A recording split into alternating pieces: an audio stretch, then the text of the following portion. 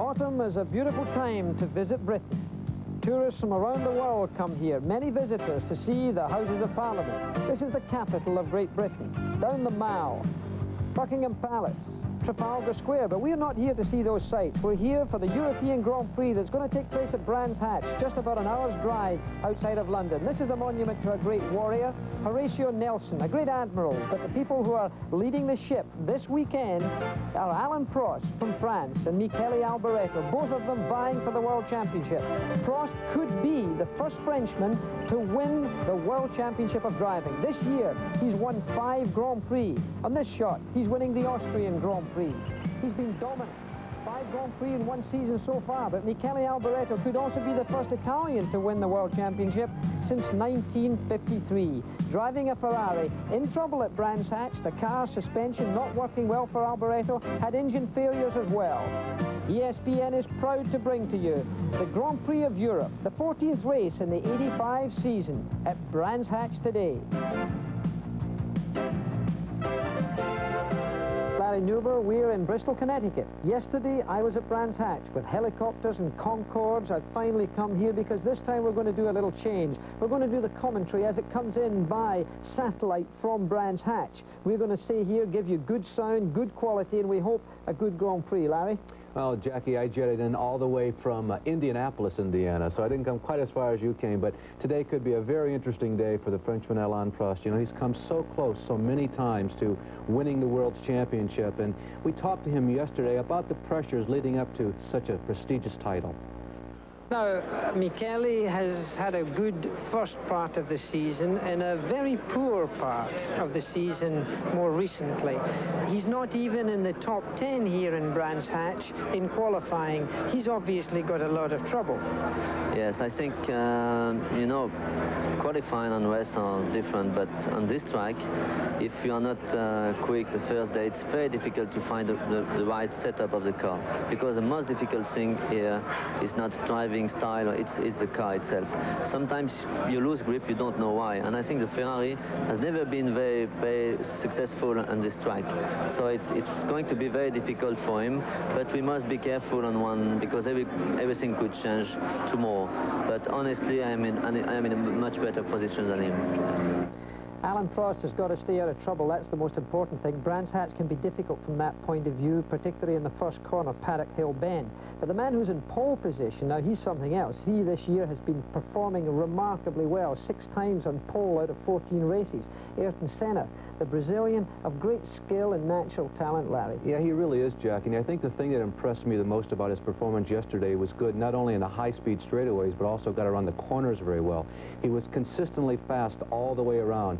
He may be the next superstar of Formula One racing. A lot of people are looking to the Brazilian for just that very thing, and we talked with him also yesterday. Why do you think that you have been this dominant in practice and qualifying? First of all, you need a good car, a quick car, good engine, and I think Lotus has provided me with such a good car on several occasions, and therefore we managed to be there 6 times. Well, giving us coverage from Brands Hatch by telephone to here will be John Visignano, who normally works with me on these Grand Prix events.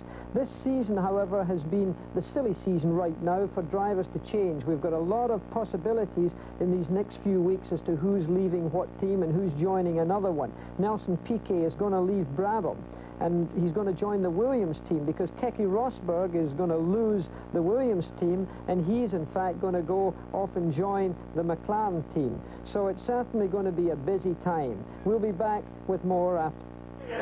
Anyway, hope you enjoy it. You get to many races? Yeah, I go to a lot of races. Monte Carlo? Monte Carlo, 1972. Brands Hatch? Brands Hatch, 1985. I'm always here. Okay, Brands Hatch, the Beatles are back. Yeah. Well, Brands Hatch, busy place at this time of the year. I've never really felt Brands Hatch has been all that good to me, but it has been good to the tag team, to the McLaren team, for Niki Lauda and Alain Prost. Mansour Ogier is an Arab gentleman. He's a man who has put a lot of money into the Williams team and now into the McLaren team. I had the opportunity of asking him what he thought the chances were to win the Constructors' World Championship this year.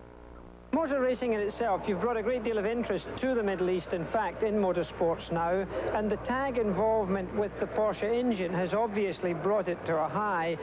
You have the opportunity this year of once again winning the World Championship as constructors. Yes, yes, I think that since even with Williams, motor racing has become a sport that's become more and more popular in the Middle East. I hope to win the championship again this year and be really good for us. Well, Niki Lauda's going to leave that team and retire, as everybody tells us, and Keke Rosberg's going to join there. One other thing, by the way, is that Patrick Tambay announced that with Renault retiring from motorsport, he's going to leave that team and join the Beatrice team for 1986. That's a big change for him, and we wish him well with that American team. The weather at Brands Hatch today, it's 62 degrees. It's overcast. It's got a 50% chance of rain. Let's hope that stays off. The crowd attendance they've given us, paid attendance, 135,000. So that's a big attendance for a race in October. Brands Hatch, you're looking down there, a great event, and we'll be back for more of the European Grand Prix.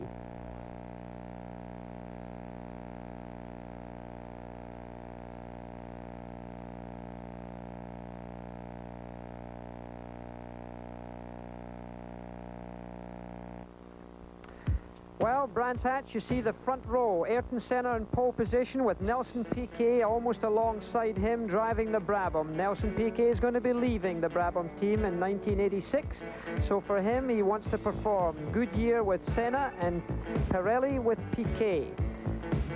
Then in row 2, you have Nigel Mansell recovering from a lot of accidents that he's had recently and a lot of discomfort through cracked ribs. And then Keke Rosberg. He's alongside him. Rosberg's always good at the start of the race. Looking down at the beginning there you see one of the Ligier cars. And Philippe Streff, you see, in Alain Prost. Philippe Streff doing very well in row 3, a new driver to Grand Prix Racing. He's in great shape. That's him right there, doing a great job. Mark Surer and Derek Warwick in row 4. Then Elio De Angelis, who's leaving the Lotus team, probably to go to Brabham, with Jacques Lafitte alongside him. That's Alain Prost you're looking down on right now, the man who could win the World Championship. In row 5 and row 6 there is Riccardo Patrese and Terry Boutsen from Belgium. Row 7, Stefan Johansson with a Ferrari, way back there with Kinzani. That's a long way back for him. In row 8, you have Michele Alboreto. Can you manage? Way back there with Martin Brundle driving the Tyrrell. Martin Brundle in row 8 alongside the man who's contending the World Championship. And there's the face of Alain Prost. In row 9, Patrick Tambay and Eddie Cheever, United States, born and bred over there, went over to Europe to live. And then in row 10, Gerhard Berger, very fast young man. Theo Fabi alongside him. Remember Fabi at Indianapolis? And then John Watson, who's standing in for Niki Lauda. Lauda still got a wrist problem. Alan Jones alongside him on row 11. And then row 12, Philippe Alliot with Ivan Capelli, young man who's done very well driving the backup Tyrrell. He's driving instead of Beloff, unfortunately killed in Belgium this year. And row 13, Christian Danner, who's standing in instead of young Dr. Palmer. And then Martini is making up the last row there. And this is a lovely view of Brands Hatch. An amazing place, Larry, for a motor race. Beautiful for the crowd. They have air displays. I think it's the best show in town in Grand Prix racing right now, with the possible exception, obviously, of Monte Carlo and maybe also Detroit. I don't imagine very many people would dispute you on that, Jack. The interesting thing about this racetrack, there's lots of places to pass. It's a scenic course. We'll be getting into that just a little later as soon as the race gets underway. But it's a nice course for the Formula One drivers. There's the ability there for a driver who is a real racer to kind of come to the front and show his wares. There are lots of places to maneuver, lots of places and lots of chances to get around. Altogether about 9 turns, but you don't hear them mentioning turns 1 through 9. They all have specific names. Yeah, names of ex-racing drivers: Mike Hawthorne, Graham Hill, John Surtees, McLaren have got a name there. Stewart somehow doesn't have one. Mike Hill, the great motorcyclist, he's had a place there. Looking down from a helicopter, I believe. I don't think it's the Goodyear blimp today on the starting grid. Big crowd. The biggest crowd that ever attended Brands Hatch, incidentally, was in 1984. 163,000 paid that day. This year we've got 135 round there. The red and white car you see back there is the car that everyone's eyes are going to be on today, because Alain Prost could come out of this race as the world champion. Brands Hatch is very awkward in the opening lap, because the first corner is a downhill blind right-hand bend, and a lot of crashes occur at that first lap on that first corner. The second corner is a very slow corner, the slowest corner on the track, and that's another one that can produce a lot of trouble itself. The racetrack, incidentally, is 2.6 miles around, Larry. Jackie, what we're looking at there, you saw the tires being covered. It's not that the drivers and the crews are concerned about the tires. They're trying to keep the tires warm. As you can see in that shot, it's a very overcast day, as Jackie mentioned, a 50% chance of rain, and those covers, those blankets, if you will, they have over the tires are an effort to keep the tires warm. Grand Prix tires, just like Indianapolis tires, very sensitive to heat, and the warmer they are, the better traction you get once the green light clicks on. Well, there is a tire war going on between Pirelli and Goodyear at the present time. Goodyear have got pole position right here, and it's suggested that if it's warm, that the Pirelli sometimes have a little bit of trouble, and sometimes they work well in the cool. So it'll be interesting to see what happens with regards to that and this. Now, this is Paddock Bend right here. Now, here's the track, as you can see it. That was the corner one there. It's called Paddock Bend. Then you go up to corner 2, which is called Druitt. Then Graham Hill Bend is number 3. Then along they call Bottom Straight, Cooper Straight, the man who designed the Cooper car, to Surtees, which is corner 4. Then up a long straight, almost up to 200 miles an hour before they get into Hawthorne's Bend. Then they have Derek Minter Straight, he's a motorcyclist, to Westfield Bend, which is number 6, to Dingle Dell, which is 7. Then Dingle Dell corner itself is a 2-piece there, to Sterling's Bend, that's Sterling Moss, number 8. And then another straightaway down to the Bruce McLaren Bend, that's McLaren Bend, to Clearways, which is combined with Clark Curve. The number of laps, 67, the miles, 200. Well, there you can see the description right there. Turns right, 9 turns, Larry. Yeah, 6 turns to the right, 3 turns to the left. A lot of terrain you can see in this shot right there at the end of the long backstretch going down toward Dingle Bell, down in that area. A lot of terrain here. It comes right almost straight downhill as the drivers come down this long straightaway. Then they get into one of the back sections of the racetrack. You can see again, it's very scenic. That's Westfield. They're going right round there now and going down towards Dingle Dell. It's quite a descent there. In practice, there was an incident there with Elio De Angelis, who wrote off one of his Lotuses. It was repaired and he's okay. He's got a stiff neck, but he's okay. Then they come up from Dingle Dell up to Sterling's Bend, heading towards Sterling's Bend, which is a left-hander. Just after this, that left-hander is Sterling Moss's Bend. It's a third gear corner, and a few raindrops just falling. Those clouds are very heavy. Now, keep in mind that there's going to be a little bit of trouble here if the rain begins, because all of the cars are now on slick tires. That's to say, there's no tread on those tires, as you would expect if you were to see a NASCAR event or an Indianapolis event. But in Grand Prix racing, when rain comes on, the race can continue. But if it starts as a dry race, if rain really begins to be heavy, they will stop the race, allow the cars to come in and have tire changes in the interest of safety, to go back out on wet weather tires, which are grooved to stop aquaplaning. Now, what's happening now, of course, is that the cars have got to come to a stop on the grid, and then you will see 2 lights on the corner of your TV screen, a red and a green. The red will go on, and within 10 seconds, the green light will come on, but only after all the cars have stopped. Here it comes. And they're off. And look at Alain Prost on the grass. Lost a lot of ground. Lost a lot of ground, Prost. Oh, my goodness. Oh, he's dropping right way back. And there's Rosberg trying to get round the outside of Senna as they go down Paddock Hill. Senna still got it. Looks like. And there's Mansell. There's Mansell on the outside. He's off. Rosberg's on the inside. Something's happened there. Alain Prost getting a horrendous start. It looked like he was truly in a position to win his first World's Championship, and now the lead has changed. It looks like, yes, Nigel Mansell's taking the lead from Ayrton Senna as the cars come round down to Cooper Straight. You can see the first lap problems here, very tricky. Alan Jones has jumped up a few places. I think that's Prost way back there, Jackie. He's dropped back to about 12th position. Cars bottoming out on full tanks there as they come through. See the sparks flying from those cars? There are skid pans in the bottom. There is Alan Prost, way back. I've never seen him so far back at the beginning of a race. He really had a big problem there. Obviously, one of the cars in front of him must have gone fairly slowly. He tried to get round him, went on the grass, and more or less, oh, I'd say 6 or 7 cars passed him right there. Nigel Mansell, who has never won a Formula One race, has a great start today. Could this be his best chance? He came into this race with a great deal of confidence. And there's Nelson Piquet up there as well. Piquet is in 3rd position right now. One of the Renaults. That'll be Derek Warwick up in fairly far up there. He had a good grid position. Cars seem to have gone through, and again bottoming out at the bottom of Pattern Hill. It looks like Alan Prost is as far back as 14th position right now, way back, and keep in mind this is the World Championship situation for him. He could clinch it. Well, Senna has snuck back around. Ayrton is back in the lead again. Here comes, there is, I think it's Rosberg going off the high side. Keke slipping off there, coming around Druids, I believe. No, it's not Druids. Yeah, it is around Druids, and Keke losing a couple of positions there on the very first lap. You can see the battle for the lead is still raging, very hot and heavy. Well, that heavy bottling there of the car touching that bottom. There's Ayrton Senna of Brazil. Very clean driver.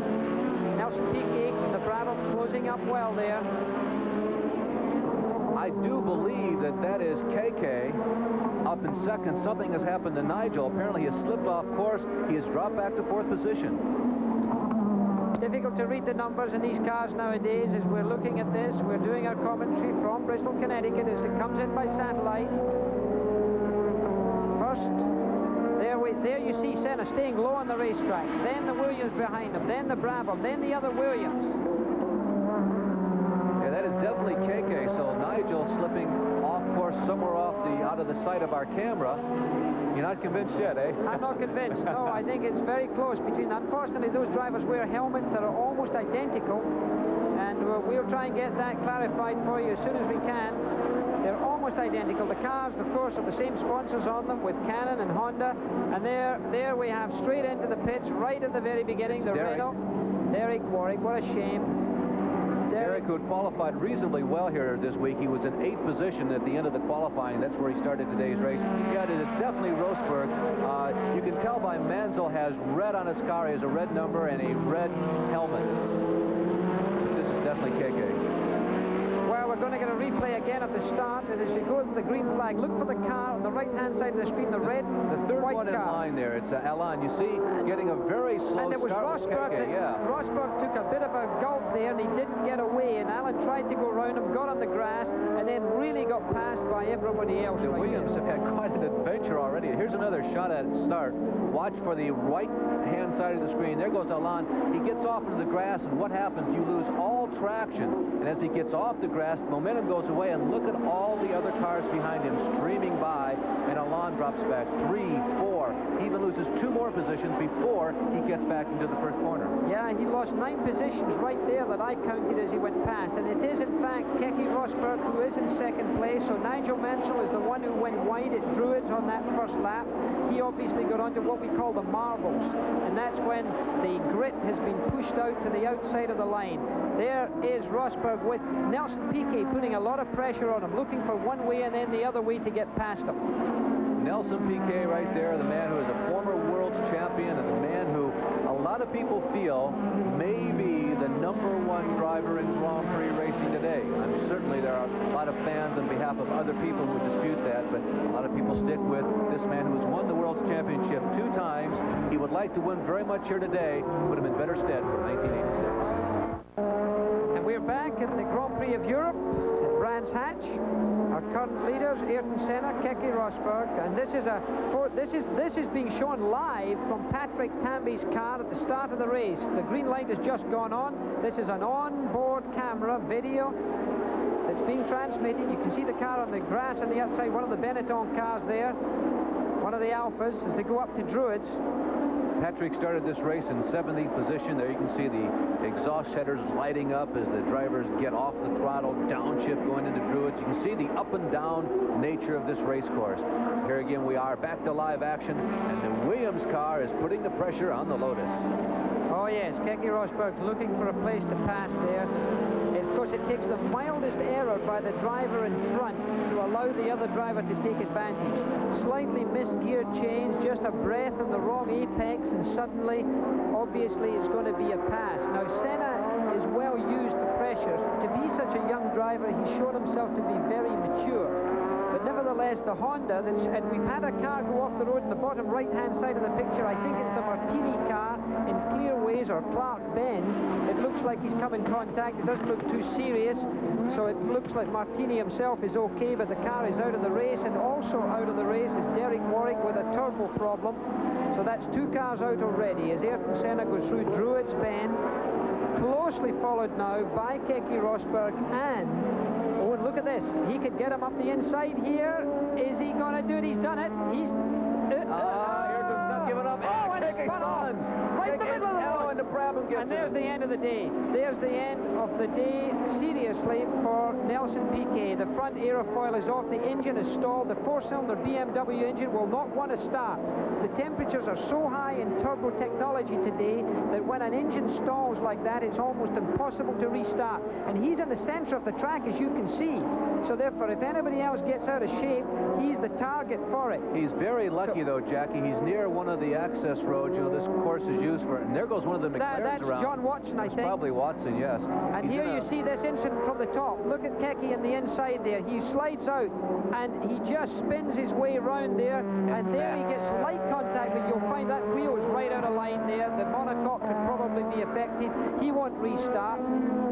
Keke Rosberg, another angle of this contact.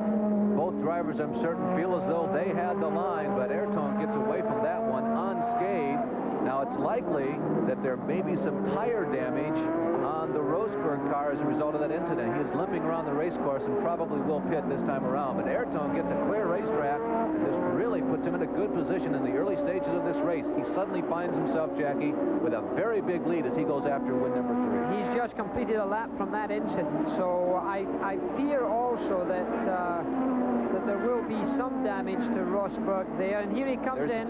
Here he comes in. It's a rear one that's in trouble there. And I thought he might have had also some front-end contact. But that's, you can say that the office is closed. He could come and do a great battle back again. Yes. But as far as winning this Grand Prix is concerned, and of course, that may not be possible, but keep in mind the rain situation. He's got to get back out and in this race again, because if it rains, this race will be stopped. So it could be that for him, he could still be in contention by the end of the day. Jackie, that incident happened at the end of Cooper Straight, which is about a quarter of a way around this racetrack. And I think he did get lapped as he was limping around the racetrack. He's probably at least 1 lap down. And probably 2 now, because they're now lapping this racetrack in about 1 minute 12 seconds. Is that he? Yes, it is. That is he it, comes big out. lap. Yeah, right in front of Now, he Ayrton. won't want to give up here. He'll fight. Now, there's Nigel Mansell, is right up behind Ayrton Senna now. Boy, Nigel has put on a great charge here in the last lap and a half, because he was at least 2. Oh, there goes Nigel looking at the inside, not the outside. He takes the lead. Nigel Mansell slips through while Ayrton Senna was paying more attention, I fear, to Keke Rosberg, and Nigel Mansell in front of a British crowd, a British driver with a British team. Now, that hasn't happened for a wee while now, and certainly Mansell, who is a favourite in Great Britain, will certainly be the toast as far as the crowd is concerned right now. It'll be interesting to see how he plays this, too, because his teammate is right in front of him, his teammate seemingly with chances for victory gone. Will Keke let Nigel by and then try and hold back Ayrton? We're going to see a replay of this pass again. There it goes. Nigel Mansell cleanly gets past Ayrton Senna with the John Player Lotus there, the black car, and he just takes it. Now he's pulling away. Of how much you really have to pay attention all the way around. The slightest loss of attention, and things can really change for you.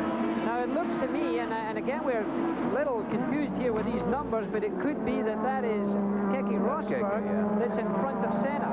So now we've got Ayrton Senna, who's in second place, but some distance behind Nigel Mansell. Mansell's opened a big lead up. You can just see him going out of the picture there. And Keke Rosberg may well be holding up Ayrton Senna. And here is Alain Prost. Alain Prost way back in the field at the present time. We'll give you his position as we get it in by the computer that gives us the standings. Well, keep in mind that Alain came into this race with a 16-point lead over Michele. Now, here's that pass again for the lead.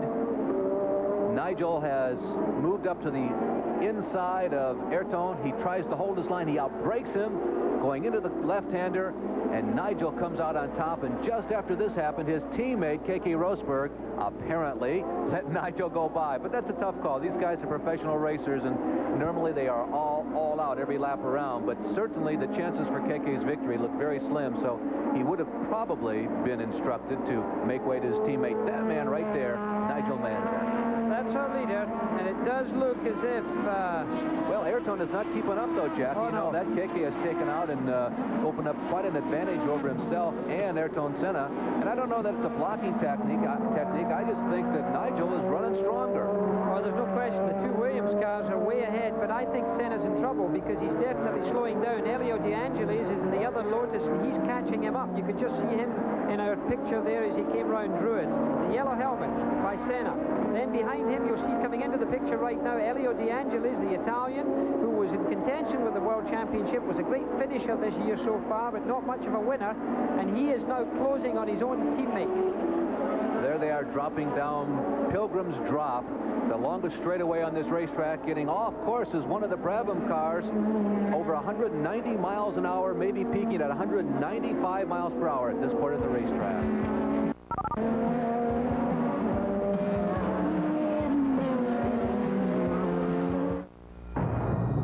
In sports, Jackie Stewart with Larry Newber as we come back for more coverage. And look on the main straight there, that looked like, it did look like Surer, Mark Surer in the Brabham, who went wide trying to get past, and I think he was trying to get past Johansson and the Ferrari. You're looking at Alain Prost right there, and Prost is closing up. Prost, in fact, is doing well here because, remember, he had such a slow start, and now he's trying to catch everyone up. He really did, and maybe this will work to his advantage. He needs some type of encouragement, really, and to focus his concentration on what's going on. Maybe it'll work to his advantage. Well, now, one thing to keep in mind, he came into this race with a 16-point lead, did Alain Prost, and he needs to outpoint Michele Alboreto by 3 points during today's race. Now, remember how the Formula One points work. You get 9 points for winning, 6 points per second, 4, 3, 2, 1. So you can see that for Alain to clinch the title today, he probably has to finish in the first 3. Well, there's the point standings right now. Oh, there is Michele into the pits. Michele Alboreto, who was lying in 5th place, 1 ahead of Alain Prost. Just as we find him going into the pits, he's come in for a tire change. He must have had a flat tire or something. Oh, what a crushing blow to the possibilities of this man becoming the world champion. He came in at tremendous deficit point-wise to Alain Prost. And as we told you earlier, he has to finish really ahead of Alain in every race that remains for him to have any shot at all at the points title. And with this early pit stop here, well less than a third of the way through the race, his chances are really hurt. Well, there you see the leaderboard. Mansell is leading. In 2nd place, Senna. De Angelis is 3rd. Johansson and the Ferrari is 4th. Surer is 5th. And Alain Prost now in 6th position. He's come up a long way because earlier on there he was way back in about, I'd say he was way back in 10th or 11th in that first lap. So he's done well to regain ground. Tag powered McLaren, Marlboro sponsorship going well. Very, very good race combination that team has. Sometimes they're not the fastest in practice, but by Jove, can they operate when it comes to the race? And of course, that's been proven by winning 5 Grand Prix this year. Keke Rosberg has gotten around his teammate Nigel Mansell. There's Nigel, who's the leader of this race. We're not certain as to whether or not he's up by 1 or 2 laps over Rosberg, but he has allowed Keke to get by. And, you know, if this race is stopped because of rain, which is a possibility, not a probability, Keke may still have an outside chance, but he certainly has a very long ways to go. Well, I think he's done the right thing, and there's the battle there with Alain Prost getting up behind Johansson. And remember, Johansson is fully aware of his teammates' position in the World Championship in relation to Alain Prost. It'll be interesting to see how easily or how difficult it is for Alain Prost to get past the Ferrari there. You can see lap 10. Yeah, lap 10 was almost 129 miles an hour for Keke Rosberg, who was trying to gain ground. Now, remember, the pole speed was 139 miles per hour, so you can see that they are running predictably about 10 miles an hour off of what the front row qualified. And there is Olan trying to get around Stefan Johansson. They are battling on the racetrack for position. These are points-paying positions. Right now, if the race were to end, Alain would not have clinched the championship. That is worth only 1 point where he is sitting right now. If he can get around Stefan Johansson, that'll be another point. And Alboretto's car's caught fire. The turbo has blown. There's oil on the exhaust. Alboreto is going to be out of this race, and you can say almost certainly out of the World Championship for 1985. Now the flame and the oil's getting onto his rear wheels. He should stop pretty soon. There's no point in trying to get back to the pits. He could have more trouble than he wants right now. I think he probably has hot oil that has gotten onto the fiberglass and the carbon fiber components of that race car. I think he's ignited the bodywork. Well, the fire is there. He's bringing it back. He doesn't want to walk. He must be looking in his mirrors. He must be seeing the amount of fire that still exists there. This is, of course, a hazard, but the fire marshals at Brands Hatch have been historically very good over the years. But that's burning oil. The smoke that you're getting now is real smoke. That's oil smoke. Look at the dark smoke coming out of there. He may as well stop and get out. Well, theoretically, by getting back to the pit area, Michele should have a better chance of putting that fire out. But boy, the back end of the car is truly erupted, and it's just a crushing. He set off the cockpit extinguisher. It may well have gone off itself automatically, in fact.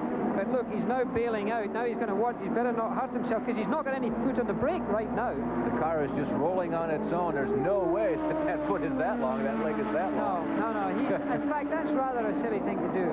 He should either have put the brakes on really heavy much earlier on, and therefore got out of the car, because if that car had properly caught fire, he would have to have jumped out of it, and the chances are most race drivers get run over by their own car. Well, a very eventful Grand Prix of Europe here on ESPN, live from England, and we'll be back.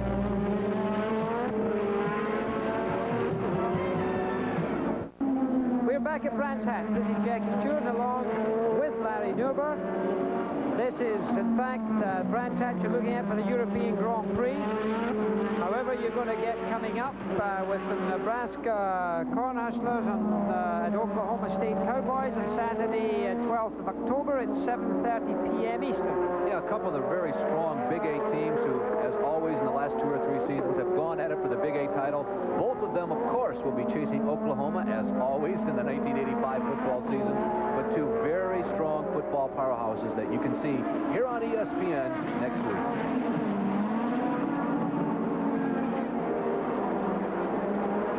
We're looking down from above. Jacques Lafitte is the man in the mirrors of Alain Prost, but Alain Prost will undoubtedly be fully aware now that Michele Alboreto's car is in the pits and out of action for today. Now this means that the World Championship for Alain Prost could be in his pocket by tonight. What he has to do, though, is finish this race and finish in the points, picking up 3 points. That would be 4th position in this race for him. Jacques Lafitte, who's a great pal of Alain's, incidentally, now putting a lot of pressure on him, trying to sneak in at the end of the straight to get past. Jacques Lafitte plays golf with Alain all the time. He's also a very accomplished tennis player, and they are following in the shadow there of Stefan Johansson in the Ferrari. Jackie, what's going on, do you think, inside of Alain's mind right now? He knows where he's positioned in the race.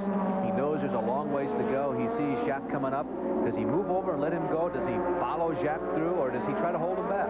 I think he wants to get past Johansson. I think if he passed Johansson, he would be, in fact, much faster. He would have a clean track, and you would see Prost going a little bit faster. In the meantime, it's a hassle to have Lafitte close to him, but he doesn't seem to be making any real moves on Johansson, so I think you will see Jacques Lafitte getting through in a few laps. It depends how strong Jacques wants to do it. Here are also 3 guys who have nothing to prove. There's nothing they have to show. That they go around the tight hairpin of Druids.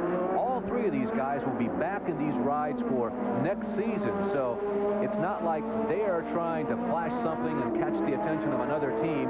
They're pretty steady. They're pretty solid in what their plans are for the rest of this year and next year. At this point, the only person who really has a lot at stake, needless to say, is the man in the McLaren number 2, Alain. I think you're going to see a pass right now. There it goes. There's Jacques Lafitte. I wouldn't have been surprised if he'd given a little wave there to Alan on the way through. Just a little acknowledgement, but they're doing about 185 miles an hour on a very bumpy racetrack at that point, so I don't suppose they had a lot of time. The only change next year could be that the Ligier cars might not have Renault engines. The Renault engines are very expensive, and it may be that they're going to lose that power plant. I think Lafitte's going to pass the Ferrari next. I think you're seeing a man with a bit of drive in him right there. Well, Jacques qualified 10th fastest for this race at 134 mile an hour average speed, and there he goes to the inside of the Swede, and he's got him. He goes around Stefan and moves up one more position, and also picks up another World Championship point. Well, the power plant, being the Renault in the Ligier car, has had a lot of power. It also guzzles gas quite heavily, and it depends how high they turn the boost up on the turbo. Some of these cars, the Williams, for example, produce close to 1,000 horsepower now in the race. That Honda engine has been producing a lot of power right there. So it depends who's got most turbo boost on as to who's going well. Well, here are the points again. We started to show you to them a little earlier before Michele had his problems. You can see along with that 16-point lead that we referred to. Senna has moved up to third. It's very close with De Angelis for fourth. And Stefan Johansson, with a great second-half performance, is fifth, followed by Piquet, Rosberg, Niki Lauda, the defending world champion, who is said to retire this year, Nigel Mansell, and Patrick Tambay. What do you think? You think Lauda's for real? You think he will step out of the cockpit this time? I think he will, although I heard Brands Hatch yesterday that there was a possibility that Brabham were going to try and wheel back for an unprecedented $6 million was the amount of money talked about to get Niki Lauda. You could fly back and forth across the Atlantic a couple times with that, couldn't you? You could, just about, even on Concorde. But it seems that Lauda, in my opinion, will retire, and I think should retire. I think he's run his course very well. He's represented the sport and himself very well. And there's Elio De Angelis and the other John Player Lotus being heavily pressed there by Mark Surer in the Brabham BMW, and he's making a move, but is he going to get it? I don't think so, Elio. Whoa. Yes, he's done it. He's done it. He just snookered Elio. He put himself in a position, and you know what? I wouldn't be surprised if there's a little drop of rain around the back end of that circuit, because I thought I saw coming into that last corner just a little reflection on the top tire surface. And if that's the case, then people are being just a wee bit tentative. If there's been a sprinkle of rain at the far side of the racetrack, maybe not at the start-finishing line, but just a few spots will make a driver obviously very careful. And of course, then the guessing game becomes, do I wait and see if they stop this race, or do I stop on my own and change to rain tires? By the way, sad news for those people who like to wave the flag. The Beatrice Lola with Alan Jones behind the wheel. It's been reported he's out of the race. They had the radiator bullseye. Some debris off the racetrack came up and went through one of the radiators, and the Beatrice Lola once again has a DNF in its second Grand Prix.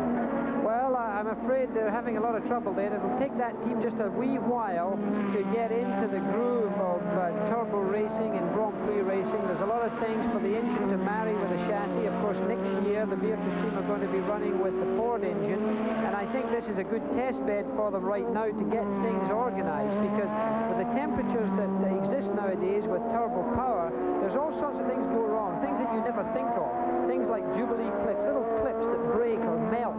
And these small things make a big difference to whether you finish a race or not. You're watching Nigel Mansell, the leader of this race, and what a fabulous day this would be for Britain if this man could win here at his basically home racetrack, the first time ever in his Formula One career. He's been very fast. He's been a consistent top 10 qualifier all year. 5 times he's been, as a matter of fact, the 6th fastest qualifier. His best chance to win came earlier this year at Belgium when he ran second all day. He's also been the 2nd fastest 3 times in races. He's come close many times, but has never eked across the finish line first. A lot of people have been saying for a long time his first win is just around the corner. Could it be around Druids Bend today, Jackie? Well, it could easily be. I'll never forget him leading the Monaco Grand Prix one year. I was covering for ABC, and he came up the hill to the Hotel de Paris and suddenly lost it and just clobbered the barrier and threw away a very commanding lead, which he was terribly sad about, because to win the Monaco Grand Prix being your first victory would have been a great moment. But But if you're going to be able to win your first Grand Prix, do it in front of your home crowd. We've completed 21 laps of this Grand Prix of Europe at Brands Hatch, about an hour's drive outside of London. Nigel Mansell is the man you're looking at, driving the Honda engine car sponsored by Canon and Mobil, who put a lot of work into the science of lubrication nowadays with the Williams team and with Honda. Frank Williams has been a long time entrant in Grand Prix racing, and of course was very successful with Alan Jones and the Saudi Williams years ago. Ayrton Senna from Brazil, he's looking at an enormous amount of success this year for a driver this young, and I think it's only the beginning of this man's career. You're going to see a lot more from him. We're giving you live coverage at Brands Hatch, and we'll be right back.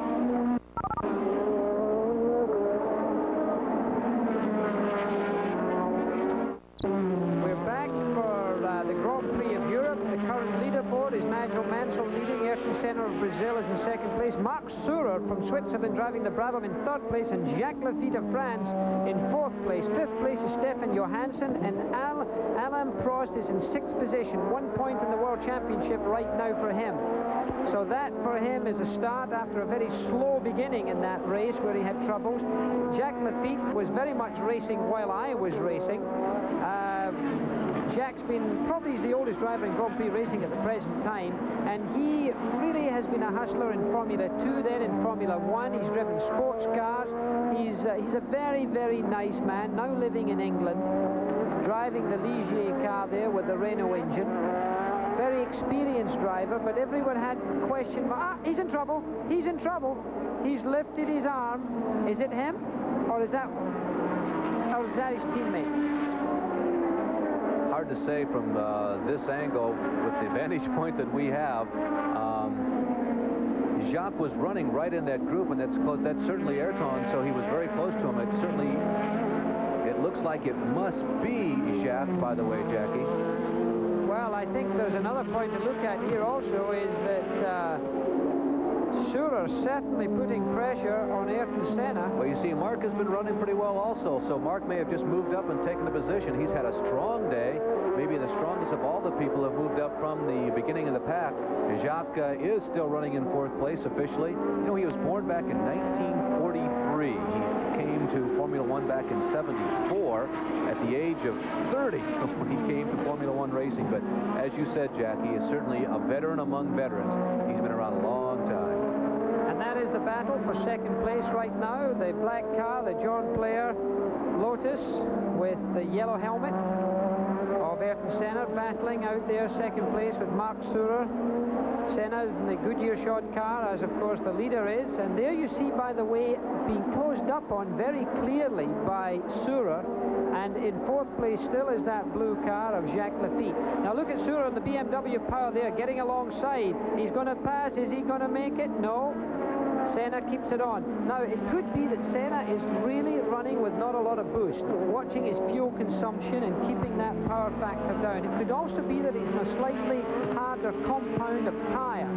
He's on the Goodyear tires, but there's a choice of 3 different compounds that a driver can use in a race. If he's gone for security to finish the race and to be sure that his tires last the distance in good order, he will go for a harder compound, therefore giving the car not quite as much grip on the corners, but at the same time giving long wear. It could be that the Pirelli shod Brabham of Surer has got a stickier compound in third place, just that type of compound that would give him more grip on the turns, but however risk getting temperatures high and of course suffering from wear. So this is a gamble a driver has to play with. Still a long ways to go. You see the green car right there? That's Philippe Alliot, and that is the Ram car, of course. And you know, Jackie, today would have been Manfred Winkelhock's birthday. So yes, we make mention of that great racing driver from Germany who was struggling so very hard to make a name for himself, who was tragically killed in a WEC race earlier this year. Yes, up in Mosport in Canada. Manfred Winkelhock sadly missed in the racing field in the future. Anyway, Okay, back to this battle. There's Lafitte again, and sure is directly in front of him, or just past Philippe. There goes Mark by in the Brabham car. Mark has never won a Formula One race either. Jackie, I'm a little surprised that no one has really picked up on Mark. I think he's had a solid year in the Brabham, and there's been no real commitment as to what direction he's going, and both Brabhams apparently are spoken for already for next year, so he will not be back with this team. Exactly. It looks like he's still in an option situation, I think, by Bernie Eccleston, who's the team leader. Jacques Lafitte, you see a picture of Jacques there on the top left-hand side of your screen. A very gregarious Frenchman with great charm and personality. But as I was saying with the Brabham team, Elio De Angelis is tipped to join that team. Patrese is also tipped to join it, but so also were Derek Warwick and René Arnoux, oddly enough. We've done 27 laps out of the 75, as you can see from our screen. Mark Schurer was in there with a chance, and as I said, there was speculation as to whether Lauda was going to be brought into the team. So I don't think anybody has actually got a signed contract from Brabham at this time. So that's still in the air, but Mark Schurer certainly wanting to prove himself. There's a few teams going to be looking for drivers. We're not sure of what's happening in the Formula One field. Alfa Romeo are threatening to pull out from their Euro Alpha deal, but they may come back with a full factory Alfa Romeo entry for next year. And the Skoll Bandit team are not going to be in Grand Prix racing next year, but the March team with John McDonnell heading it will be looking for a driver, so it could be that we're going to see a few driver changes around. Mark is one of those guys who's been right on the edge. You know, he came up to the Arrows team. He struggled with that team. I think he really maximized the potential of that team when he was there. He used it as a springboard to get this ride. And he's really made the most of this. He's had 3 point races already this year, a couple 6th and a 4th. Brands Hatch, and there you have the championship leaderboard there of the past champions. We'll be back.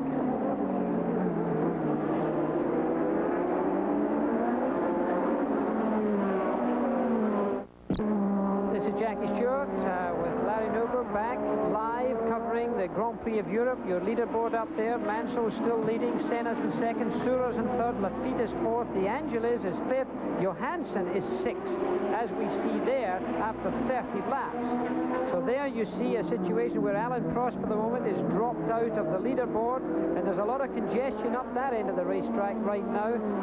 It seemed to me that Surer sort of missed a beat there and just dropped a wee bit back. We're looking at Patrick Tamby's car there, holding up the other leaders. He's moved over gentlemanly. Remember that Patrick is a lap down. He moves to the left-hand side of the racetrack and allows Senna to go by. Surer goes by, and now Lafitte goes by. Cars are still bottoming out at the end of that long backstretch. The Pilgrims drop where the speeds will reach well above 190 miles an hour. You're not allowed to refuel during a Formula One race, so you have to start on a full load of tanks, enough to get the entire distance. Depending upon boost, that can sometimes be a problem. Certainly can, and there you're looking 2nd, 3rd, and 4th as they go through there. We've had word from John Visignano at Brands Hatch that they are expecting Nigel Mansell to come into the pits to get new tires. He's got a soft compound tire on his left rear. The compounds of these Goodyears are 3C compounds. That's to say they're fairly soft. The 3 softest compounds around on the left front, the right front, and the right rear, and then he's got a soft compound on his left rear. Patrese, a hard compound on his left rear. Patrese and Cheever are right there, those green cars right behind the leader, Nigel Mansell. Mansell, by the way, has opened up a fairly substantial lead, so it becomes a roll of the dice. Do I risk stopping to change tires to get better traction, better grip for the remainder of this race? Do I have enough time? And there's a shot once again from Tambay's car. You can see how much dirt and oil and grit has made its way up to the lens of the camera, and you also get a graphic shot, tremendous view of how quickly the scenery goes by when you're at 190 miles an hour. Well, it's interesting that John Watson is stepping into the McLaren car, the Tag McLaren car this year for this event in place of Niki Lauda, and it's been 2 years since he's driven a car. And he not only has physically been exhausted from driving this car after a 2-year layoff, but he was saying how late you have to brake and how heavy on the brake pedal that you have to press, because they're using these carbon fiber brakes now, and the pedal pressure is much heavier than that of a normal brake caliper and disc assembly. So therefore, these are the developments that have happened since John Watson was back in the saddle, so to speak. 19-second lead, I think, that Mansell has at the present time. Yeah, a 19-second lead, and if he stops, he's sure to lose the lead. Now, the question becomes, will he be quick enough? There goes Prost by on the outside. Remember, right now, Alain has at this moment, has no championship points. Of course, an indication of what happened to him last year. He lost the championship by half a point in a year in which he had a race taken away. But getting back to that Mansell story again, if he comes in, he is sure to lose the lead. The question becomes, will he be that much faster when he comes out on fresh tires, or will the people running second, third, fourth, and fifth also elect to stop? So it's really a chance you have to take, and it may well be that Nigel is so quick, Jackie, because they found something out in practice. They were fast in this setup. They felt they could build up a lead and then come in and change tires. Well, not only that, but the Williams have a new rear suspension unit for this Grand Prix. It's a new development. They've gone to the pull rod suspension instead of the rocker arm suspension, and that certainly has allowed a lot of different things to happen. It lowers the body work, it gives better aerodynamics, so therefore those changes certainly seem to have worked for him. Now, it could be, when we were speculating about coming in to change tires, we've been speculating that Surer is giving Ayrton Senna a hard time. It could be that Senna has decided to go out and stay out with the harder compound tires, as we were saying, so that if he did get into the lead with Mansell coming into the pits, that he might not be able to catch up. And that is the Williams team right there, standing waiting for that potential tire change. Now, of course, he will only come in if he feels that the car is no longer performing as well as he would like to have it. And it looks like Senna's been passed by Marc Surer. Ayrton Senna has lost his second place position to Marc Surer, and now Jacques Laffite is very much on his tail. So that is a new line for the book, because Marc Surer finds himself in second position. My, will the Swiss get excited? Maybe for the first time. Marc Surer, we told you earlier, he's ride shopping right now. A strong performance today could really mean something. Here's the pass again on replay. Well, he comes into Hawthorne Bend after the straight. He bottoms out. He just gets a clean pass. That's all you can say about it. Marc positioned himself well, driving his BMW Brabham. Olivetti sponsorship. A very good package for Bernie Ecclestone. Gordon Murray is the designer, and I don't think this is the best chassis that Gordon Murray has ever designed, but it's still a very competitive team.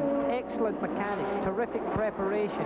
And Marc Surer came into this ride after having been out of Grand Prix racing, going into World Championship sports car racing, and then coming back into Grand Prix racing. And look, here's Laffite having a go at Senna. He's done it. Jacques Laffite moves to the inside of Senna in the same place on the racetrack from the last time around, and Senna loses 2 positions in the space of 1 lap. Ayrton Senna drops back to 4th position, but as Jackie mentioned, this guy has been so fast. Remember, he was the pole setter here today. Maybe this is part of the calculations of the race. Is he out there for good? Will they pit stop later on for tires?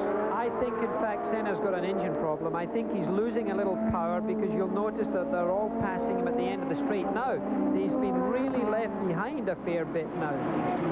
Look, they go by the pit area, and there's a long Senna. way back. He's that car, the dark car there, black car with the Lotus gold trim. There is Laffite, who just got a position. He's moved up 1 more in the standings. Teo Fabi, by the way, has come into the pits, and apparently it's for a tire change. The crew has gone to work on changing the Pirelli tires that Teo started this race on, but he has not been a factor in the standings, as these people, Laffite, who just went out of the picture, and that man, Senna, in the bright yellow helmet. Boy, he's really made that a trademark quickly. You can see that bright yellow helmet so easily inside the black Lotus car, and it's become quite familiar. And very welcome for us commentators nowadays, because to be able to spot a driver and his car is vitally important on television now, to try and be able to call the race as we really should call it, because at the early part of this race, the confusion with Keke Rosberg and Nigel Mansell, because the cars being identical in color schemes and the helmets almost identical from our distance, not easy. Brands Hatch, site of the Grand Prix of Britain every second year, and this year the Grand Prix of Europe. Flags being waved there, the blue flag, so that people know that there are cars trying to get past there. And we'll be back for more racing from Brands Hatch in just a moment.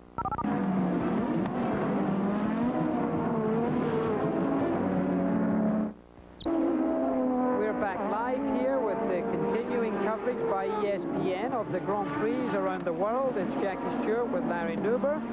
We are looking at Mark Surer, who is in second place in this Grand Prix of Europe, driving the number 8 Brabham car with the BMW engine. Now, there is a tyre war going on because Nigel Mansell is in the lead with his Goodyear tyres and convincingly in the lead at this time. The second and the third men are driving in Pirelli tyres. And there is Alain Prost in for a tyre change. He's chosen to come in and put new rubber on.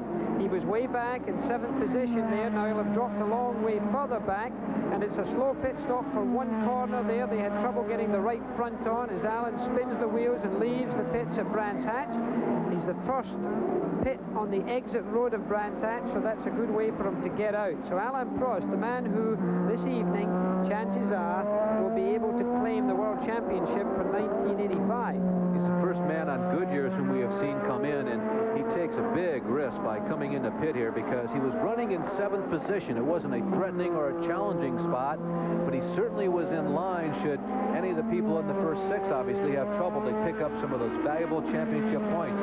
But Jackie, you called it during one of our commercial breaks. I asked you, what do you think? Alain's waiting, or do you think he's got trouble? And you said, no, I think there's something wrong with the race car, and it must have been tire compound because we are a little bit more than a third of the way through the race, and they deduced that it was worth that chance to take the stop and slip that much further behind from the rest of the people in the first 6, put on new tires, and maybe get just a little better combination and maybe pick up some position. Well, now he's warming up that new set of tires. It's a big risk for a race driver after he's been in the pits. He's warm, his head's warm, but his tires are cold, and he can go out, and a lot of race drivers make mistakes at that stage in the race. Now, Alain Prost will be right for the remainder of the race now. That's the good news.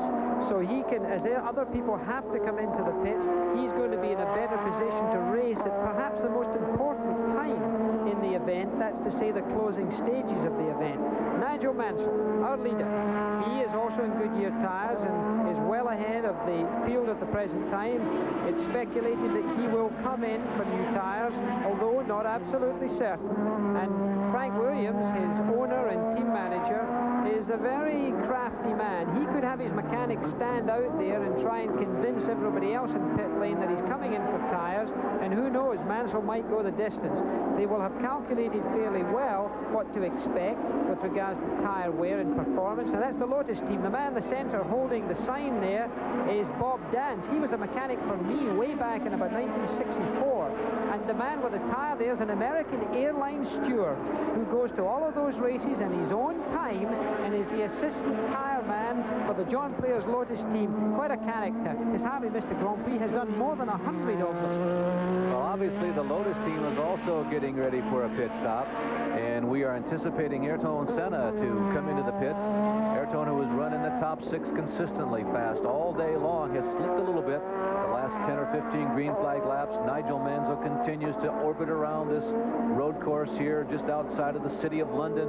Mansell building his lead, inching a little further forward each lap. Here he comes down the main straightaway. That's coming out and down the Brabham Straight. He's going uphill toward Paddock Hill Bend. There he goes around Paddock Hill, down to Hawthorne Hill.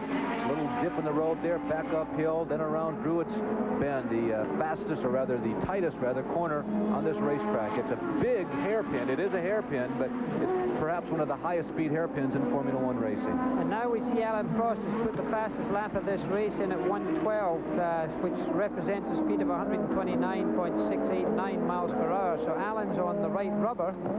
He's had his rubber change, he's had his new tyres fitted, and now he's honking on. I think Alain Prost may pick up a few positions shortly. He's good man on racecraft, Alan. And there's a very slow-moving Tyrrell there. That's Martin Brundle driving along there. Ivan Capelli has joined the Tyrrell team for this event, the young man who won the Monaco Grand Prix in 1984, won the European Formula 3 Championship in 84. He's joined Ken Tyrrell. Tyrrell thinks a lot of him. He hadn't even sat in a Formula 1 car until the other day. There's our championship position of Brands Hatch after 41 laps. Mansell, Surer, Lafitte, Senna, De Angelis, and Johansson's in 6th position. The man in your picture is Alain Prost, looking for a way to go to collect a few more points and go home with a World Championship. The first Frenchman ever to do so if he achieves it. And there you see Martin Brundle in the pits with the Renault engine car. I see a mechanic, the Renault engineer who looks after the engines there, waving his hand saying the office is closed for the day. I see Maurice Philippe, the designer, in the background there. The Ken Tittle team, I drove for them. Roger Hill with his earphones walking past there from right to left, walking around the car. Won 3 world championships for me, did he? Jackie, this Renault engine in this Tyrrell chassis was very quick on the straightaways this weekend. He was the 4th fastest man in the long straightaway. He only qualified 16th fastest, so you can see they had some work to do on the chassis and tire arrangement, but they were getting some horses out of their power plant. Well, the Renaults are doing well. Renaults have announced that they are withdrawing from Grand Prix racing officially as a team, but they will continue in 1986 as suppliers of engines to people like Lotus, and Tyrrell have been positively named. So that's good. The Renault are still very much involved. And it does seem that Ayrton Senna closing a little bit, I would say, on Jacques Lafitte there, as we see another fast time put up by Alain Prost, up to 130 mile an hour average around this 2.6136 roughly. It is beginning to look like they may have made the right decision. By the way, Lafitte, he's come on strong in the last 5 races. He's had 2 third places. He crashed once when a wheel came off, and twice he has not finished the event, but he's been coming on strong in the last couple of months. There is Alain Prost, who just completed a pit stop. He's out and lapping the circuit faster than anybody else right now. Live, the European Grand Prix from Brands Hatch, and this is the Constructors' World Championship points. You see McLaren and Ferrari are very close indeed, and that battle is on for the Constructors' Championship. At the present time, there's a Ferrari on the road ahead of the McLaren in this race. One of the Ferraris has dropped out, and the other McLaren with John Watson is way back at the bottom.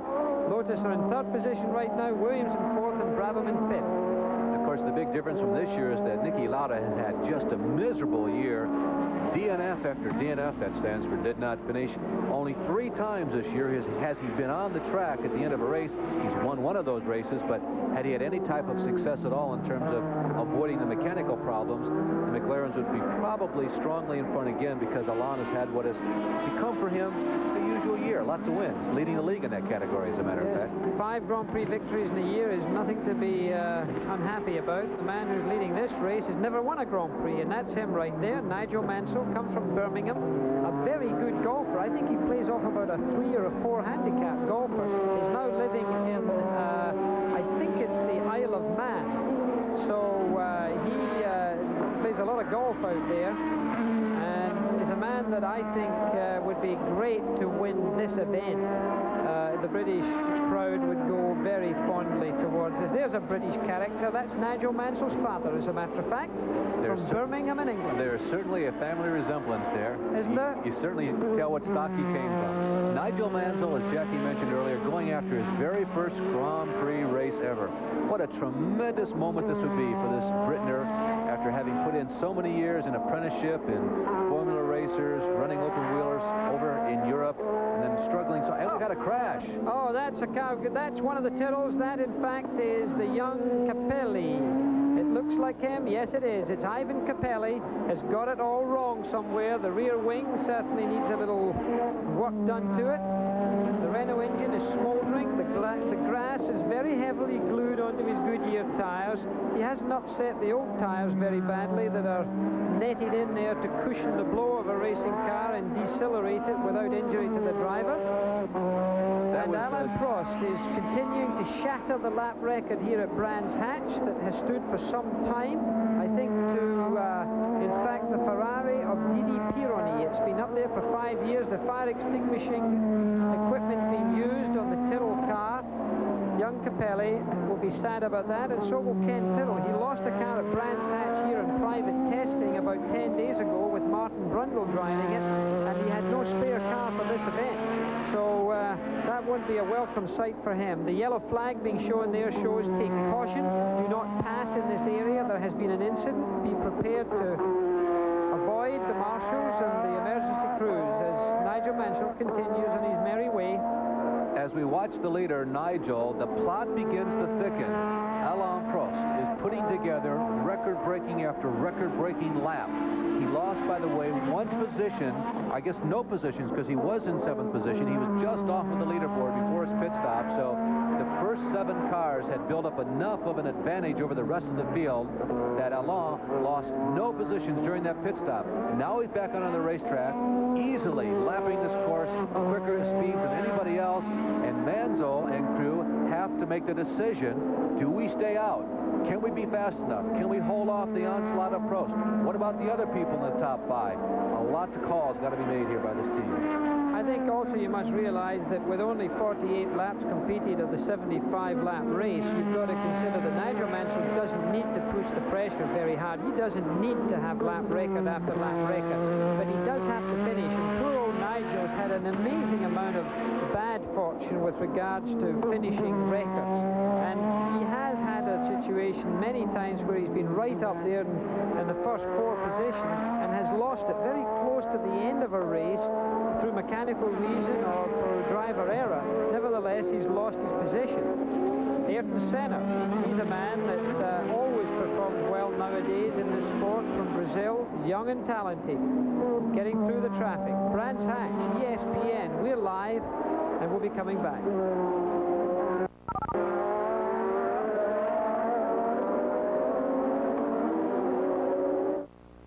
Regularly scheduled here on ESPN is Speed Week. Of course, it's normally every Thursday night at 7:30 p.m. Eastern Daylight Time. You'll see highlights of this race, as well as the IndyCar race, of course, which is taking place this weekend out of Laguna Seca, where Danny Sullivan and Bobby Rahal, Mr. Speed in recent weeks on the IndyCar circuit, have sat on the front row for the race this weekend out there. Of course, there's that tremendous points battle going on in IndyCars.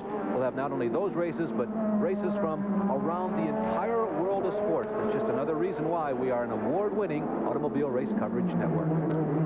And you just witnessed a pass. You saw Ayrton Senna retake Jacques Laffite to put himself into 3rd position as I read it, because our leader is Nigel Mansell, then Mark Surer, then Ayrton Senna has now put himself into 3rd position, and the battle of the tires continued, because I think that you'll find Jacques Laffite's tire performance is going off, and I think he may well come in and change his Pirellis for something a little more durable and compound. And I think that Senna has been driving with a harder compound on, and I think that's why we've seen him not quite as fast in some situations. So I think Jacques Laffite could have that sort of problem in his mind right now. Of course, he could have any other kind of trouble mechanically. These Grand Prix cars are a little fragile, but it does look as if that could be the reason for it. He's not coming into the pits, though. Around Clark Curve. Hang on, he is. Yes, he is. He's in the pits. Jacques Laffite comes into the pit area as Ayrton Senna glides by down the front stretch, uphill into Druids Hill Bend, now down a quick straightaway, down around Hawthorne, Druids, and there is Laffite. Yep, he's getting his rubber changed. He's getting new tires fitted, getting a windshield wash. In and out there. It's a long pit stop, 15, 16 seconds. There may be something else wrong here, is there? Well, that's a very leisurely pit stop. 19.23 seconds. Jacques, your Frenchmen are going to have to work a little faster than that in future. The flames coming out of the back there, again, are coming out of the exhaust header. It's just onboard fuel that sometimes builds up when a car stops in the pit area, so no immediate danger there, no threat. There is Prost again. The question is, does he have and look at him barrel around. Christian Danner there. He's just getting through a man who's standing in, and this is first Formula One race. That was Christian Danner, who's won the Formula 3000 championship this year in Europe, getting in through Jonathan Palmer's accident that he had at Spa, broke a bone in his ankle, and is no longer able to race at the present time. So Christian Danner got that drive, which is good for him. Alain Prost continuing to shatter lap records. He's on the right rubber now. The car's happy. 23 laps to go in this 75-lap race. Alain looking for his first world championship. The McLaren team well prepared as ever. This Tag McLaren operation, very impressive. Now let's pare this down to exactly where he has to finish. He has to finish 4th or higher. That'll give him 3 points or more, and that'll give him the title. Alain Prost, who continues to run run quicker than anybody around Brands Hatch with the sands running through the hourglass. There you see the old record set by Didier Pironi at a time of 1 minute 12 seconds, and now Alain is down to 1 minute 11 seconds, just a little bit under 1 minute 12 seconds. The first one ever to do that.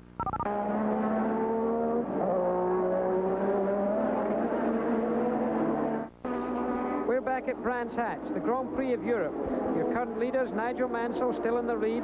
He comes from Britain. Mark Surer from Switzerland is second, and Ayrton Senna of Brazil is lying in third place. Elio De Angelis is the car you're looking at in your picture now. And there comes the man of the moment, Alain Prost. Although he doesn't appear to be in the leaderboard right now, he's the man who's going for that World Championship. And a lot of eyes around the world looking at this right now because he's a favourite with a lot of people. He's a very dynamic young man, 30 years of age, went to his birthday party. His great passion was getting a pinball machine for his birthday. I think he can buy a few more pinball machines right now. I'm always interested in the folks who want to watch our coverage from the West Coast in the early hours to the East Coast at more respectable hours. One man is going to be watching this race, a man called Mal Curry, man from Watkins Glen, who put on the US Grand Prix for many, many years. Mal is not too well nowadays, lost the power of his legs, and he'll be sitting up there in Watkins Glen looking in at his ESPN coverage because he's still a great enthusiast of motorsport. So we all wish Mal well for the future. Jackie, the Glen is definitely back, and of course there's all kinds of talk about races that will be taking place there next year, and 1986 looms as a real positive step in the revitalization of the famous Glen. Well, it's a great place. It certainly was somewhere that I enjoyed going to in my racing career. I won at the Glen, and it was somewhere that was always nice to win. A lot of young people went to Watkins Glen, and it was certainly part of America's road racing history up there. It's where a lot of it started. Well, there is Prost, and he's moving in. I believe that is that Ayrton, or is that the other Lotus? No, that's the other De Angelis. Yeah, he's working up on Elio De Angelis right now, and in front of him is John Watson driving the other Tag McLaren team, who started off in 21st grid position. He didn't have a very good day in practice, just getting himself dialed into Grand Prix racing after a 2-year lapse in his racing career. And there's Prost making an effort to get past De Angelis, and he does it. Brands Hatch, Grand Prix of Europe. We'll be back. We're back live at Brands Hatch, and Stefan Johansson, driving the Ferrari, has been in the pits. Looks like he's changing rubber. Now he's having a discussion with his team crew. That's Marco Piccinini with the hat on, walking round the Ferrari right now. There's more trouble than tires here. They're all looking around. There's more Italians there than could eat a pot of spaghetti. Yeah, and as so often happens, you know, when you're running at a fast pace and you make a calculated stop to come in, you break the pace, you break the rhythm of that equipment. The equipment is so delicate. Everything is so scientifically and technologically advanced nowadays that sometimes it's just not worth the risk of coming in, because you get out of the rhythm of the race and it just doesn't come back.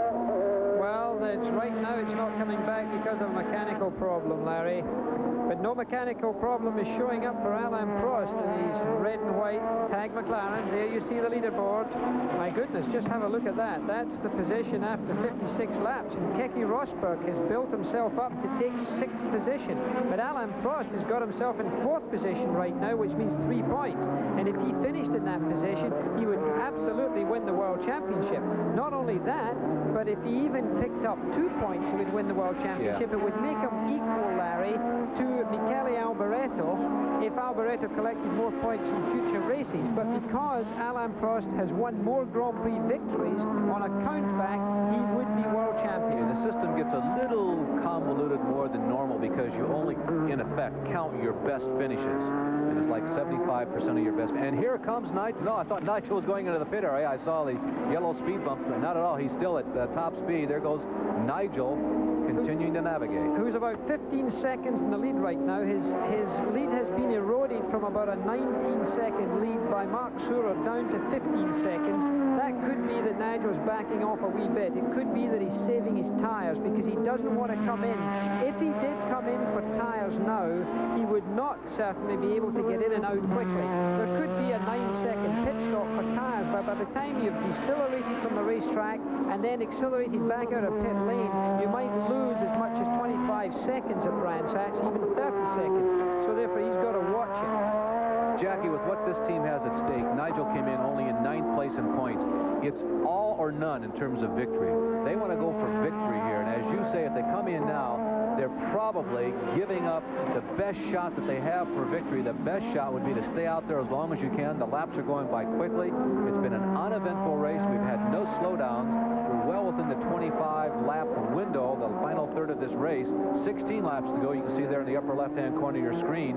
And so at this point, it seems like the best thing to do is for, as you pointed out, Nigel to slow down, conserve that car as much as he can, and then if Mark comes up or Alain comes up, then turn it all loose and try to go after the challenge at that point. Well, for them to come up, you would have to expect them to put a lot of pressure on their tires. They would get the tire temperatures up, and that would be a serious problem for them. Alain Prost is the man who's going to be coming up. He's the man who I think is going to be charging, and the man who's going to be making up ground in some of the others. So he is a threat right now to the second and third finishers, really. So he's got in his sights, he's got quite a few cars there. He's got certainly Senna. That's the main thing for him to try and get up. But if he did not finish any higher than he is right now, he's got it. Frankly, that would be just fine for him. But at the end of the day, he's a racer. There's Johansson back out in the racetrack. He had a battery go flat apparently in the pits, but he's rejoined the race and he seems to be in business. And they're following Patrese right now, and Alain Prost is maybe on the edge of accomplishing his lifelong dream, the dream that has been snatched from him at least 3 times in the last 4 years, becoming world champion.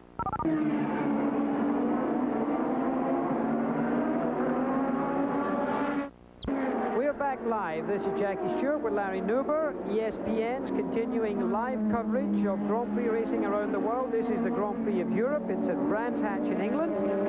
You're looking at the potential possibility of a new world champion emerging at the end of this race. It's not that man. That's Elio De Angelis driving a Lotus, but it could be this man. It's Alain Prost driving his Marlboro-sponsored red and white tag McLaren car.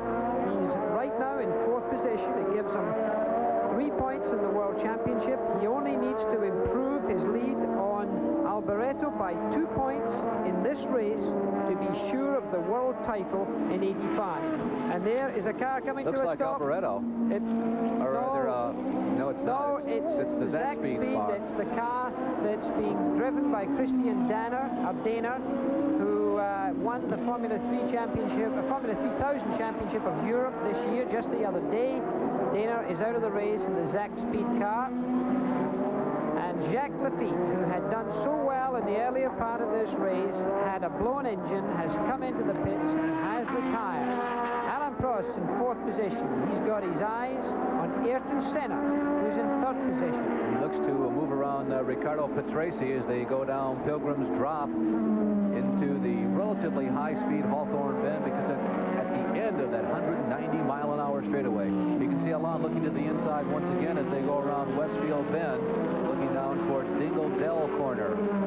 Alain Prost, perhaps on his way to the world's driving title for 1985. It has seemed in the last 3 years that the fates would ultimately snatch it from him every time. It just seemed like it wasn't meant to be. Sort of like Bubba Schobert going after the AMA motorcycle title. They kept finding all sorts of ways to keep this guy off the victory stand in terms of the championship. But his performance this year, certainly the most consistent of anybody in Formula One racing, may have turned the tables on them. By the way, if you're wondering, have they been making the right decisions all year as to whether or not to stop? In every Formula One race this season in which Alain has been on the track at the end, his worst finish has been a 3rd. And only twice has he not been on the track. So that gives you an idea of how consistent this team has been. Wonderful reliability as the Brabham of Mark Surer explodes in fire with his turbo burning oil all over that engine, and there is a sure 2nd place it would have seen for Mark Surer of Switzerland. The fire will be put out by the ever-efficient fire marshals at Brands Hatch. Mark Surer must be very dejected. He must be quite pleased actually to get out of that car right there, but I think he'll be very unhappy later on when he realizes he could have finished 2nd, and who knows what happens before the end of the race. That was too bad for him. So now we have Ayrton Senna in 2nd place, and Alain Prost puts himself up into 3rd place. He goes by the Surer incident. He realizes that he's moved up one more notch in the World's Championship point standings for this year. That's 4 points, and that would give him certainly plenty of cushion. There he goes. There goes the man. And one more comment about Shura. You know, he's finished all but one of the races that he has competed in this year for the Brabham team, and certainly this was his strongest performance. It looked like he was en route to his best finish of the 1985 season. Maybe today did mean something for Mark for next year. Maybe somebody out there was watching, or maybe the Williams people, the Brabham people, rather, have been paying attention to what's going on today, and maybe this will mean something for 1986 for Mark. Well, let's hope so. Look at this clutter of cars here, and you know, right in the middle of that clutter is Alain Prost, and right behind him is Keke Rosberg. I think you're going to see a push and a shove effort here. That's Rosberg in the car right at the top of the picture, Alain Prost in the middle. Riccardo Patrese has historically been a difficult man to pass. He always seems to close the door on people. You may remember the Monaco Grand Prix where he came in contact. Oh, look at this. Oh. There's a move. That's Patrese being passed. Patrese has been passed by Alain, and there goes Keke Rosberg. Remember, Keke Rosberg had that incident at the beginning of the race where he came in contact with Nelson Piquet. He came in for a wheel change. He's got himself all the way back through this field, and that's a sterling drive by Keke Rosberg, and he's now in the shadows of Alain Prost, who he's going to be driving with next year. These two are going to be teammates, Prost and Rosberg, in the McLaren tag team for next year. So this is going to be interesting. I think you'll see Keke Rosberg passing Alain Prost to take third place. You're going to see that, because he's going to be more aggressive, and Alain Prost is going to be in reserve, and that's a little flash of Shura dropping out, and we'll be back.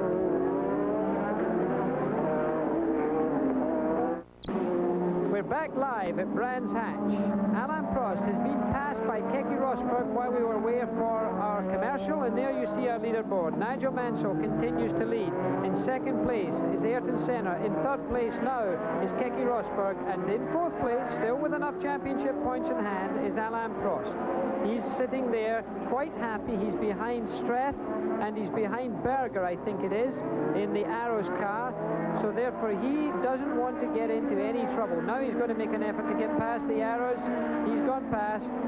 Now he's got to go after Strath, who incidentally has driven a wonderful race at Brands Hatch and has driven a wonderful practice. He had a couple of excursions on the grass on Friday's practice, but nevertheless he's adapted very well to Grand Prix racing and is a welcome man. There he is. He's in sixth position, picking up a World Championship point. And I'll never forget my first World Championship point. Boy, I thought I had just hit gold.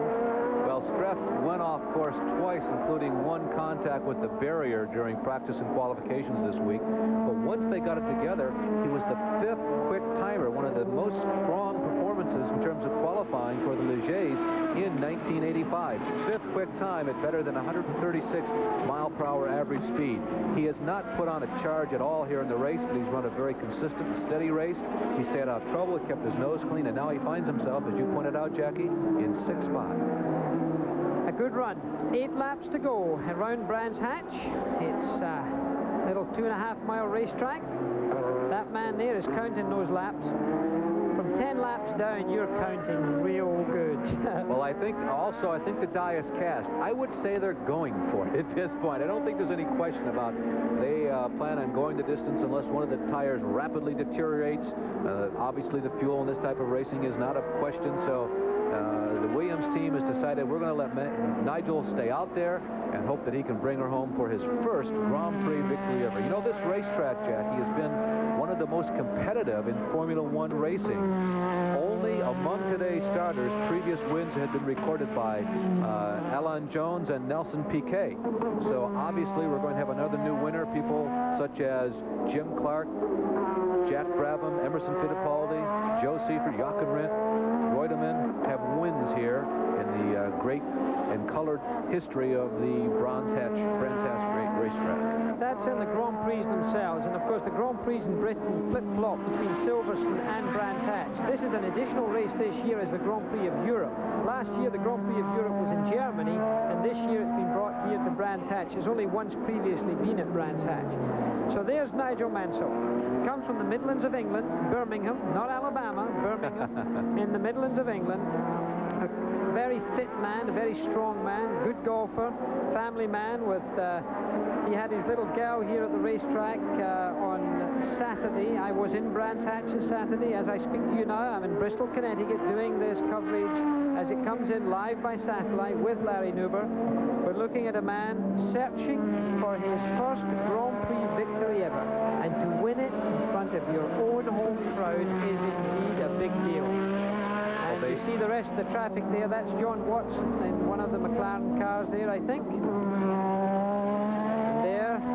Well, Nigel's team, and with Nigel behind the wheel, they tried both cars, the A car and the team car, this weekend to try and eventually decide on which machine was more suited for this racetrack. And I think they did end up going with the team car, did they not? Yes, I believe they did. I must say that it's nice to be back on ESPN's coverage of the Grand Prix. I've been away for a little while. I've been doing other work that I was committed to and having a little vacation with my family. We're all back now. My boys, Paul and Mark, have been watching this show because they're at school in America now. So it's nice to be back on ESPN, particularly when we get such good coverage. This picture's been brought to us, of course, by satellite. The BBC send us that feed from England. Nigel Mansell, they are certainly glued to him. Can you imagine? All these English cameramen round there wishing him well. Nigel Mansell has never won a Grand Prix. He's had no poles this year. He's had only 5-point races.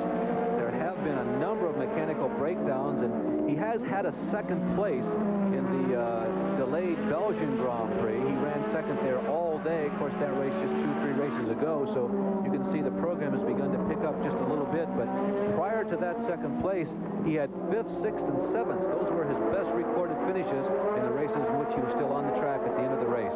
But today, things are looking real good. Now we're approaching that place where there are only 5 laps to go in this race.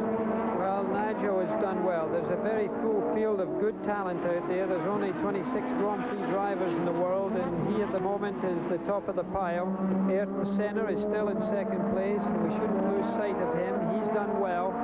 Ayrton Senna, of course, collecting points now. He'll finish third in the World Championship. There you see our leaderboard. The Grand Prix of Europe continues. This is Jackie Stewart and Larry Nuber back, giving you live coverage by ESPN of the European Grand Prix being held at Brands Hatch today. Alain Prost, right now, is sitting there collecting World Championship points. It's interesting, we speculated about rubber, about who would do well. Looking at that championship leaderboard as we have it for this Grand Prix, Mansell, Senna, Rosberg, Prost, De Angelis, and Boutsen now, they're all in Goodyears. And that war of the tyres, to begin with, suggested that maybe some of the Pirelli runners were going to give them a real run for the money today. But as it's turned out, it's in fact a fairly clear victory for those other guys. Yeah, well, Goodyear came in with an advantage. They had 18 starters on their tires, only 8 were on Pirellis. The Pirellis made a good run at it, but here at the end, the people with Goodyear tires, Goodyear shod cars, seem to be moving up towards the front.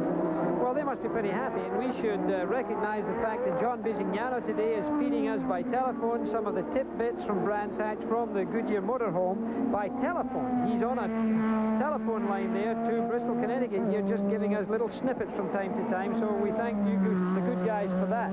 Jackie, as we watch along, can you go back in time in your mind? Can you remember the thoughts inside of your helmet when you were on the racetrack and it looked like you were going to get your first World's Championship?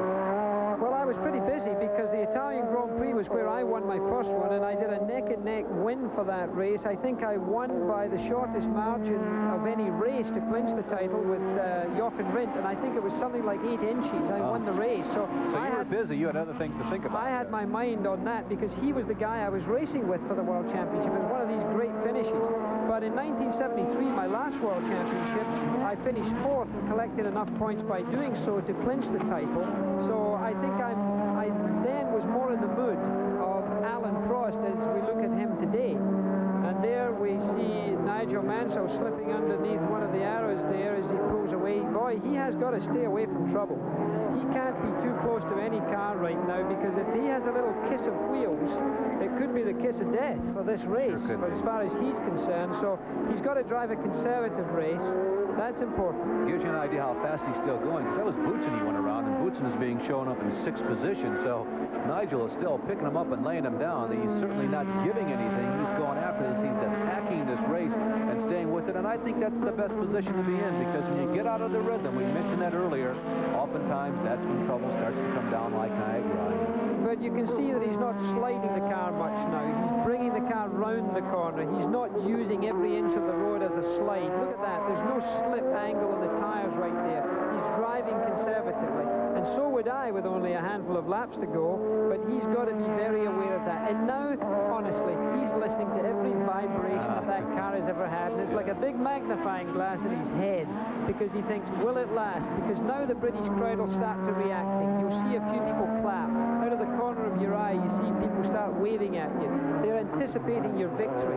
And for him in front of this home crowd, look at them, they're doing it right now. They're clapping him. Now that's the kind of atmosphere that can be hopelessly intoxicating, and you're saying to yourself, please don't let my emotions affect me. Please don't wait till I've won. I haven't won. I've lost Grand Prix this close to the end before. So therefore we're looking towards the last lap right now, and this is something for him that is a terrific experience, because look at his head jostling back and forward. This man has had big accidents this year, recovered from them. He had cracked some ribs, and he had tremendous pain because of ligament injuries to his chest, and he's come through it all to this race. It was questionable at one point whether he was even going to be fit enough to drive in this race. And as he comes round this, it's about the second last corner, Larry, and we'll see if this is the lap that this man will get the checkered flag, or whether he's got one more lap to go. What a warm moment this will be, though, when Nigel wins this race. Nigel Mansell, the checkered flag is coming up, and the man who has never won a Formula One race wins for the very first time in front of the home crowd. Boy, what a happy winner. Ho, ho, ho. Now we've got to see it, but look at that, both hands up. Look, no hands, Mum. For a long time, and we're talking about a 7, 8, 9 second and there's Ayrton Senna. He's taken second position. Ayrton Senna with the John Players Lotus brings it home into second position, quite a long way behind. And coming up is the 1985 World Champion. If he gets around there, he was running in 4th spot when he came by for the next to the last lap. Here he comes. And he's got a couple more corners to go yet. Alain Prost. Alain Prost running in the tire tracks of Jimmy Clark, Graham Hill, and the man sitting next to me, Jackie Stewart. What a great moment for this man who has tried so hard for the last 4 years to become the world's champion, and right now it is just outside of his grasp. It's in his grasp. They're hanging on to the edge of the cliff. Here he comes around the final corners, the Dingle Bell corner, then Sterling's Bend, now down toward Clark Corner, and here it comes, Jackie. Through Clearways, Alain Prost will raise his hand. The McLaren team will be ecstatic, and there they are there. The Marlboro McLaren team. Mansell Ogier, who you saw in the interview at the beginning of this year, he's not in the picture right now. Those are the mechanics who are taking the credit, and well they should, because they've supplied this man, the first Frenchman ever to win the World Championship of Driving. There's been Jean-Pierre Beltoise, there's been Jean Bérard before him, there's been Raymond Sommer before him.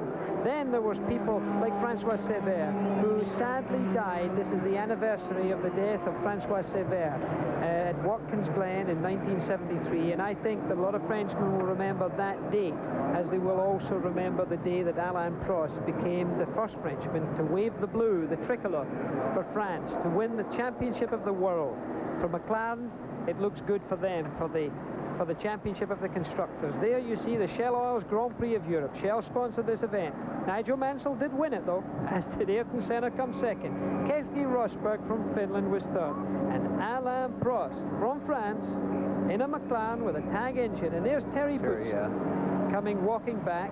But Alain Prost finished 4th in the event and won the World Championship. I finished 4th in the Italian Grand Prix in '73 and clinched the World Championship. It is 12 years to this day, Larry, since I drove a Grand Prix car in World Championship events. I retired. Well, without a doubt, Italy, France, Great Britain, certainly the fulcrum of Formula One racing around the world. And it's very nice to see a Frenchman finally becoming the '85 World Champion. Well, we're back. Alain Prost is now leading the World Championship with 69 points. Michele Alboreto is in second place, but not within reach of getting this World Championship title as Alain Prost continues his merry way with 2 more races still scheduled for the World Championship. And there you see the winner's rostrum of this European Grand Prix. A crystal vase there for the winner. They're waiting for him to come up. Chairman of the RAC, the Royal Automobile Club, there with the flat cap on, Mr. Rose, applauding the victors as they find their way up there. There's 2 or 3 big bottles of champagne up there to be sprayed, and one of the people spraying them, apart from Nigel Mansell in front of his home crowd, well, of course, they'll probably bring Alain Prost up to the podium because he has the World Championship clinched now, and I think that Brands Hatch and the authorities would like to be able to see him celebrate that and for the crowd to see him. We'll be back to see all of the action in just a moment. The Grand Prix of Europe has been brought to you by Dodge, a performance revolution, an American revolution. And by BF Goodrich, makers of high-performance TA radios. We make cars perform. Well, there you're looking at the winner's rostrum, and that was Nigel Mansell, and there you see Alain Prost, the back of Alain Prost right there, a trophy being handed over by the chairman of the Royal Automobile Club. Being shown and received by no one at the present time. Nigel Mansell there, look at that. Here's a weary but happy man, Larry. Yeah, it certainly is. You know, you think about Prost, today was his... That is Frank Williams, the owner of the Williams team. That's him. Look at that. Thumbs in the air. He's very happy also. This is Alain's worst finish of the year. Do you realize a 4th place is the worst that car has ever been on the racetrack at the end of a race? But of course, in that complicated point system, this finish probably will not be counted into the World Championship standing, but it's enough to assure Alain of being the champion of this year. He's got a blister, and that's why you see him putting water in his hand here. That's his gear shift hand, and he's obviously got a blister. There's the man watering himself down here, very calm, yeah, very really cool is. and collected. And there's Frank Williams going over to chat with Keke Rosberg in the yellow outfit from Finland, getting his crystal ball. That's very nice. And Alain Prost having a little ear trouble, hasn't taken his earplugs out. There's the new world champion, it would seem. He's champion-elect because, of course, he doesn't get his championship for 2 more Grand Prix to be run, and then he'll get it in Paris in December. But the actual presentations are not yet formally being done yet. The national anthem, God Save the Queen. Frank Williams at attention. Nigel taking his hat off also. Very emotional moment for any racing driver, any sportsman, to hear their own national anthem being played. Some of the things that happened today. For Mark Surer, sad. Turbo caught fire. Sure second place for the Swiss. Strong performance, perhaps his best ever. It went up in smoke. A live camera for the first time with ESPN for the full duration of the race. Keke Rosberg had an incident with Nelson Piquet. He had to go out of the race. Rosberg continued, came back to a great 3rd place finish. Ayrton Senna was 2nd. He did well. And there was the man who won it, the man who deserved it, his first ever Grand Prix, Nigel Mansell. ESPN has enjoyed this coverage too.